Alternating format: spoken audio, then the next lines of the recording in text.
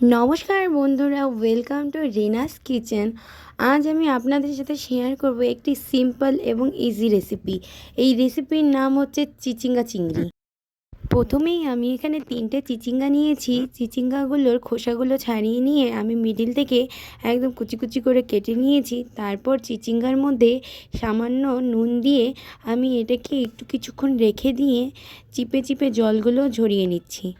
চিচিঙ্গায় কিন্তু অনেকটা পরিমাণেই জল থাকে, যে কারণে আমি আগে থেকেই ঝরিয়ে নিচ্ছি।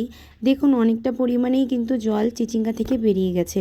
এবার আমি কড়াই বসিয়ে দিয়েছি। কড়াইয়ের মধ্যে দিয়ে দিলাম পরিমাণ মতো তেল। তেল গরম হয়ে গেছে। এবার এর মধ্যে আমি ভেজে নেব চিংড়ি শুটকি মাছ। চিংড়িগুলো ভাজা হচ্ছে। অনেকেই আছেন যারা চিচিঙ্গা খেতে একদমই পছন্দ করেন না। আপনারা অবশ্যই এইভাবে রান্না করে একবার চিচিঙ্গা চিংড়ি ট্রাই করে দেখবেন, অবশ্যই ভালো লাগবে। চিংড়িগুলো সামান্য লাল লাল হয়ে আসলে এর মধ্যে আমি পেঁয়াজ কুচি আর লঙ্কা কুচিগুলো দিয়ে দিলাম। লঙ্কাগুলো আমি চিড়ে দিয়েছি। দিয়ে আমি এবার ভালো করে ভেজে নেব আবারও। 30 সেকেন্ডের মতো ভেজে নেওয়ার পর আমি এবার দিয়ে দিচ্ছি চিচিঙ্গাগুলো।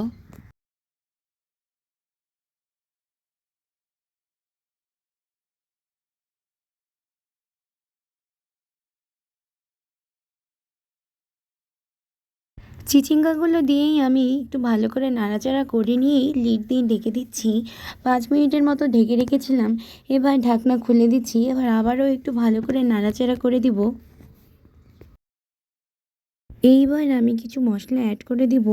হলুদ গুঁড়ো, শুকনো লঙ্কা গুঁড়ো, ধনে গুঁড়ো আর দিয়ে দেবো জিরে গুঁড়ো। সমস্ত মশলাগুলোই আমি খুব সামান্য পরিমাণে ইউজ করেছি। আর সবশেষে আমি এখন দিয়ে দিচ্ছি পরিমাণ মতো লবণ। দিয়ে ভালো করে নাড়াচাড়া করে নিয়ে ভেজে নেব।